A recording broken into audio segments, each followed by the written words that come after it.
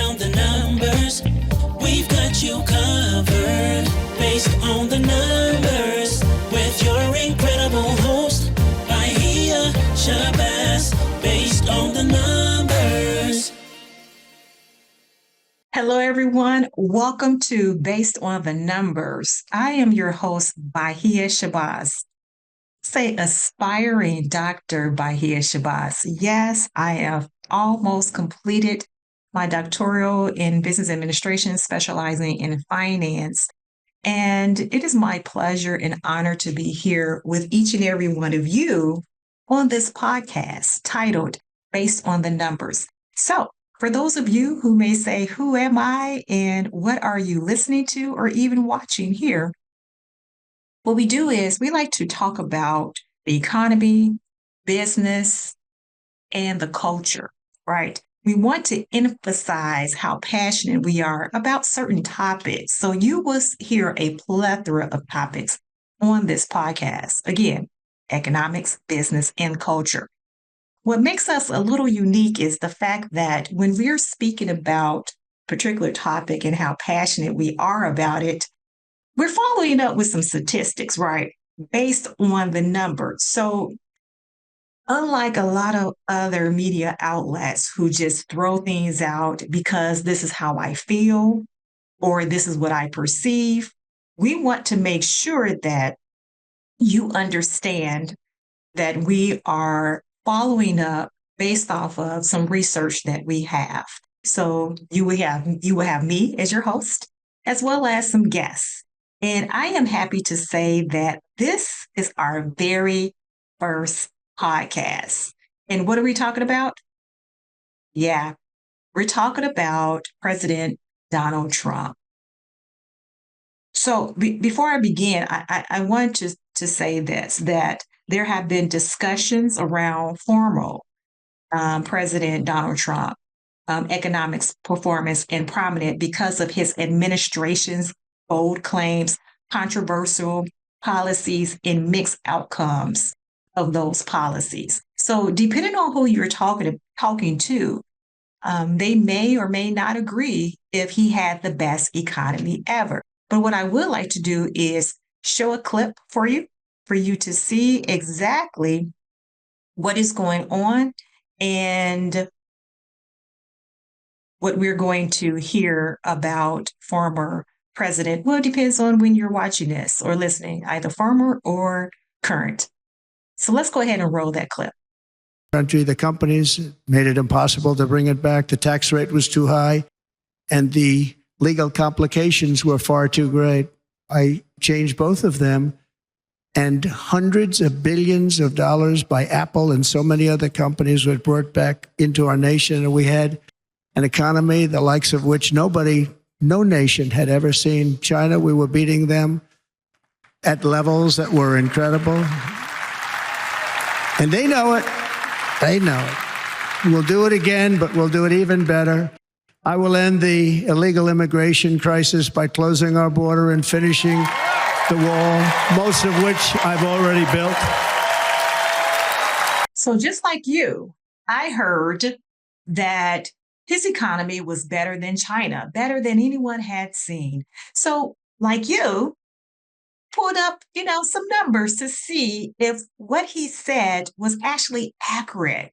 And I want to go ahead and share some things with each and every one of you. So while you are listening to me, please do your research. One of the things that I thought about during President Trump's administration, that was from 2017 to 2021, the United States and China's economies were engaged in significant competition when you think about it, particularly due to the escalating trade war initiated by Trump in 2018. We know he's a man, and whatever he wants, he's going to try to get by any means, right?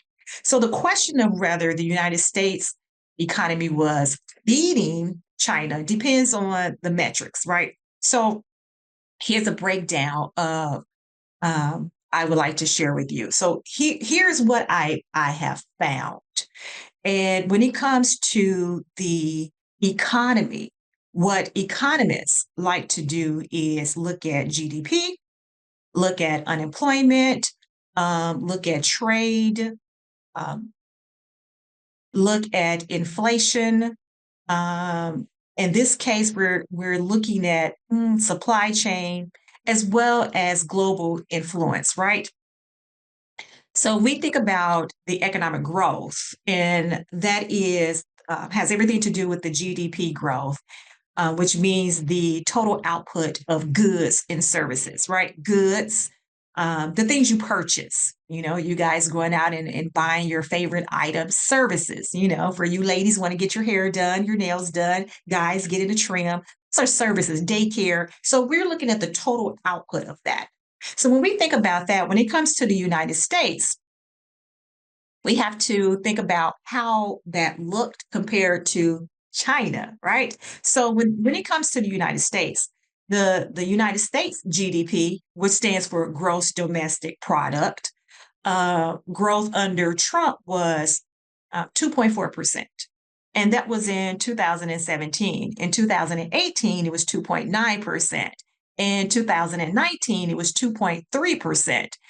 And then there was a contraction of negative 3.4%. And that was in 2020, contraction.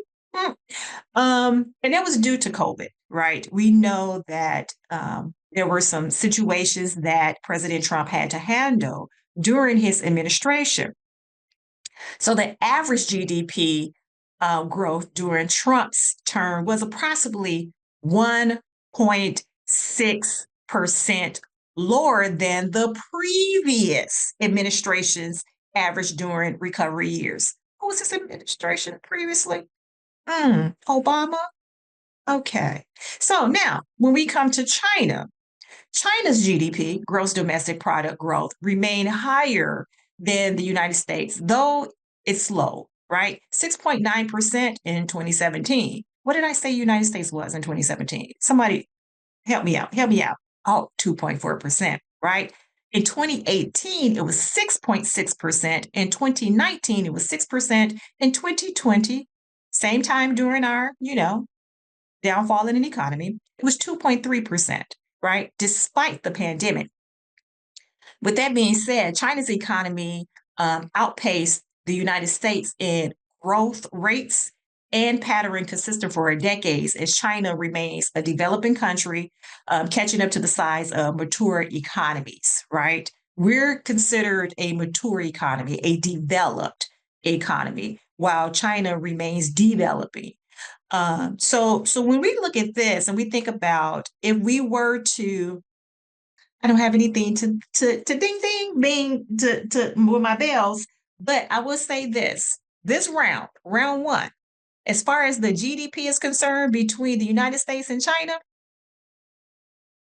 the verdict is in. China maintained higher growth rates than the United States during Trump's presidency, though its growth was slowing due to internal challenges and trade tensions. Listen, this was round one. Yes, I am a big boxing fan. So we have to put the gloves on when we're talking about our economy, when we're talking about the numbers, when we're talking about anything that we're passionate on. Ding, ding, ding. Round one. China won. So let's move on, right? So let's talk about trade balance and the tariffs. We hear tariffs all the time. And it's unfortunate that a lot of you voted solely based on the tariffs. And you're like, hey, it's going to increase. We're going to get some money. I don't have to worry about paying so much. Like, do you really know what tariffs are? It's taxes, right? So who's going to catch that? No, don't worry about it. We'll talk about that in another episode. But when we talk about trade balance and tariffs, when it comes to the United States, Trump focused on reducing the United States trade deficit with China. So what does that mean? Implementing tariffs on over 550 billion with a B worth of Chinese goods. Now, I know many of you have turned over your products and have seen those labels that said made in China. So we get quite a bit of products from China, right? So while this aimed to boost American manufacturing, the United States trade deficit with China persisted. So by 2020, it had decreased somewhat, but remained significant, around Yep, $310 billion compared to $346 billion with the B in 2016. So many economists, like myself, argue that the tariffs hurt American consumers and businesses through higher prices.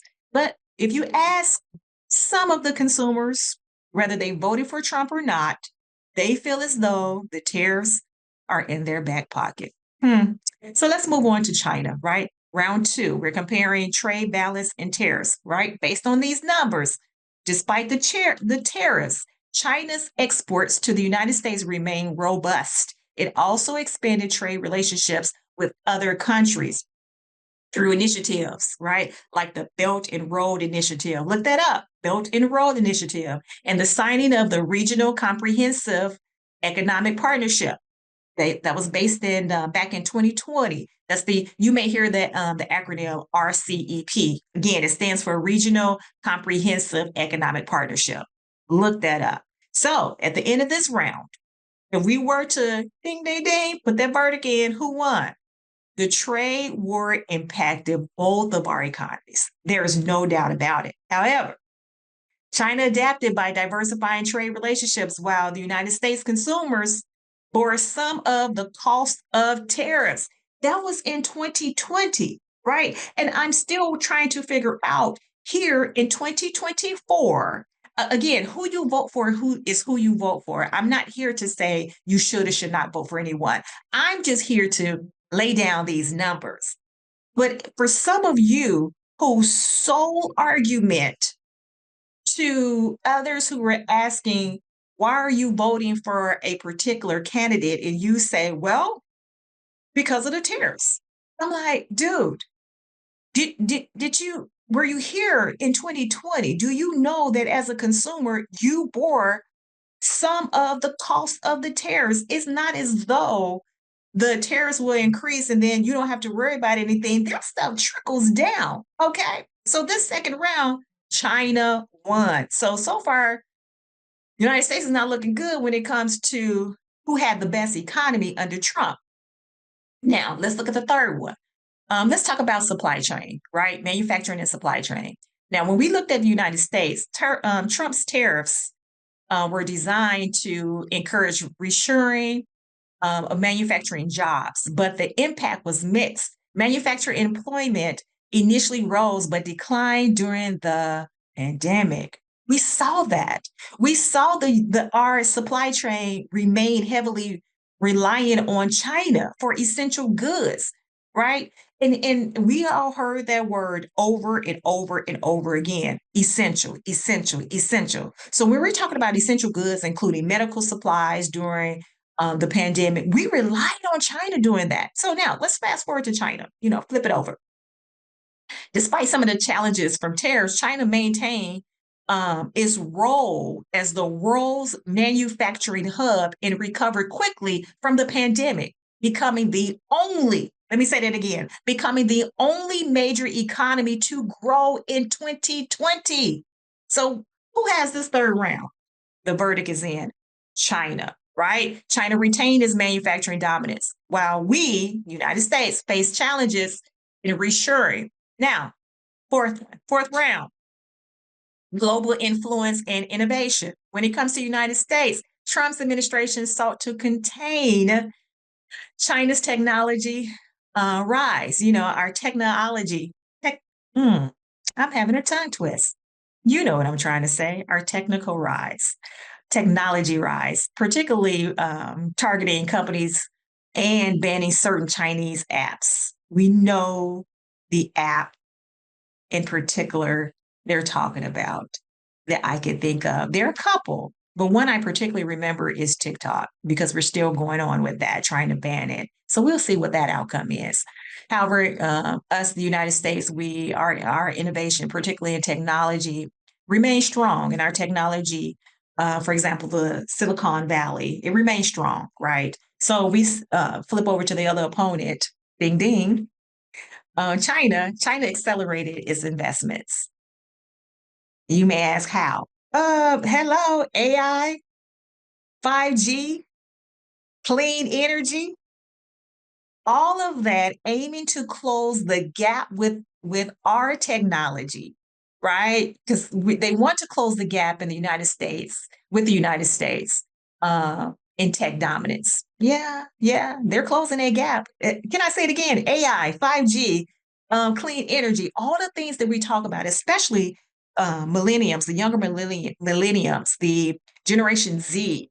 I'm pretty sure Generation Alpha is going to talk about it as well. They're talking about this AI. You know, I am part of Generation X, getting on board with this 5G and AI. Boomers, you know, they're coming along. So what's the verdict here in this fourth round? We finally won something, right? The United States maintained a technological edge, but faced growing competition from China's state-backed innovation efforts. So yeah, China had some innovation efforts, but we won the fourth round. So we have one round one compared to the 3 rounds from China. We cannot talk about Trump's administration and him comparing how well he performed in the economy to China without talking about our pandemic response and the recovery during 2020.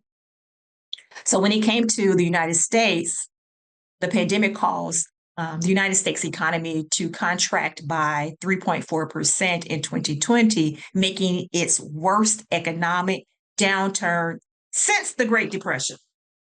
I mean, I was concerned as an economic analyst. I was concerned. Yes. The other thing that I was concerned about was that the United States unemployment rate peaked at 14.8% in April of 2020. Now, let's compare that to our opponent, China.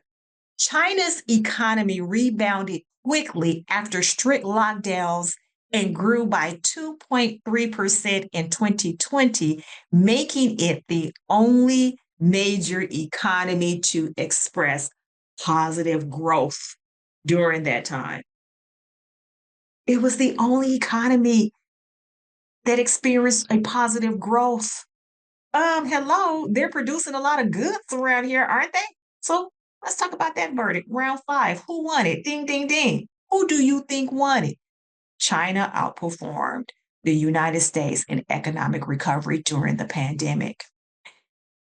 So when we think about what President Trump is spewing to everyone, that his economy was better than China, and everyone knows it.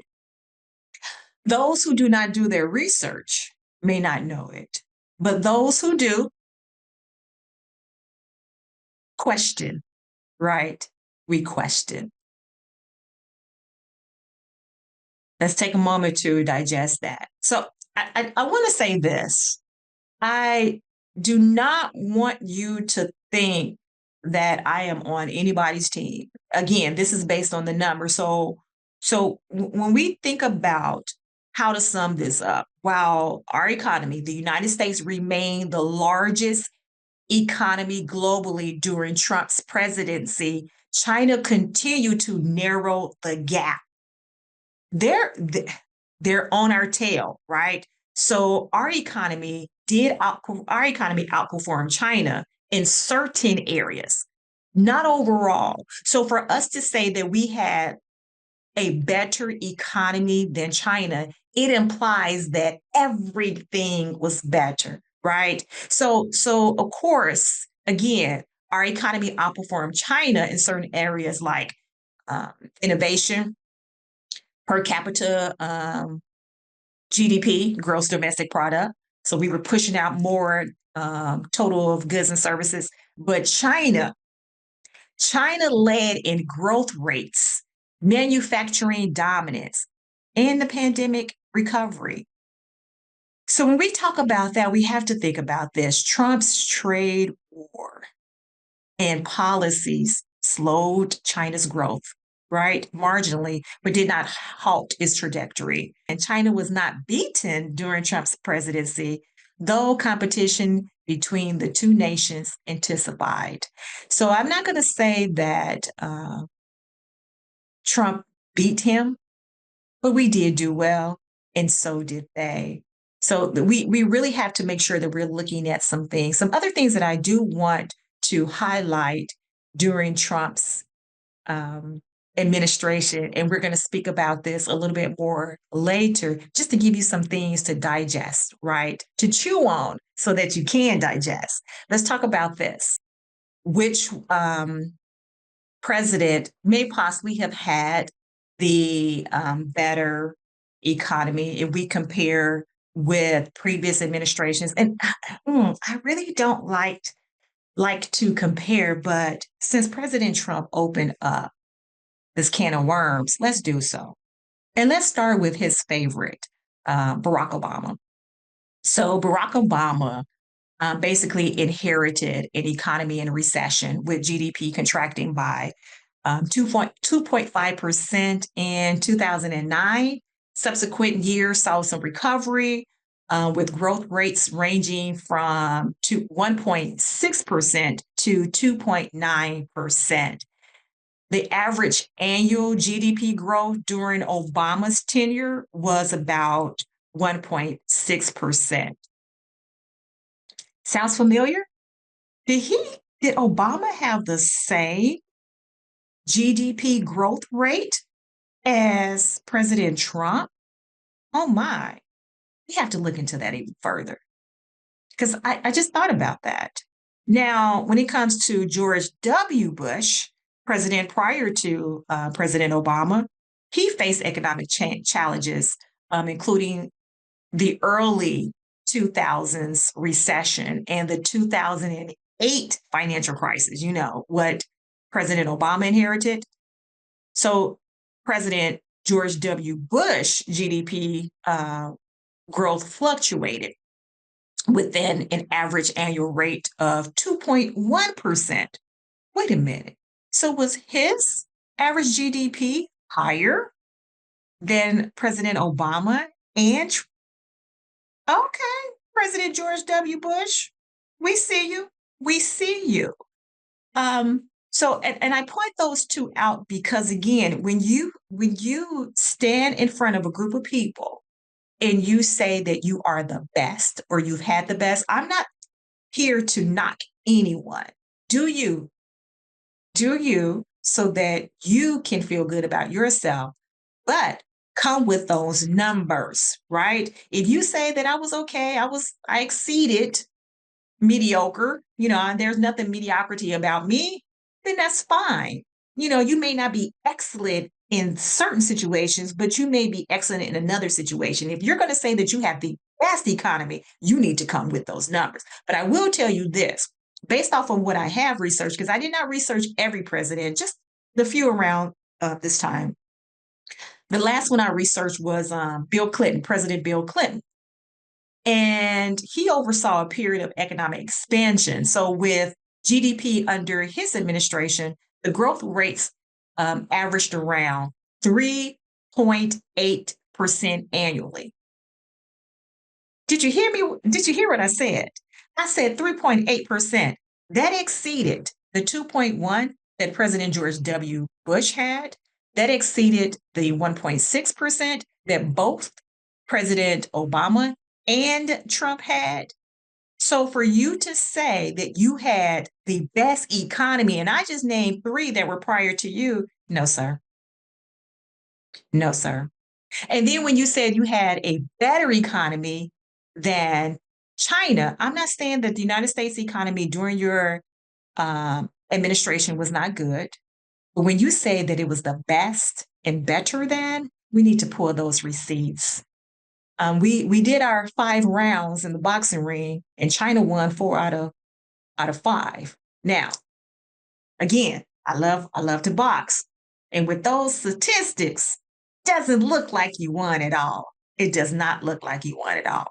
So right there, we're going to go ahead and stop. You can find us on Spotify, Apple Podcasts, and we will have the video of this on YouTube. Again, I am Bahiyah Shabazz. I am your host of Based on the Numbers. I am excited to be here. So as we close up, let me give you a little bit about myself. I have been in the financial industry for about 20 years. I own my own financial and advisory company in the United States, located in Indiana. I love what I do. I am a TEDx speaker. I'm a 7-time published author. I have been featured in multiple media outlets, and I have a lot to say. And I want to say it without someone monitoring me and telling me what I can and cannot say. That's why you have this podcast, Based on the Numbers. Until next time, everybody, I'll see you later.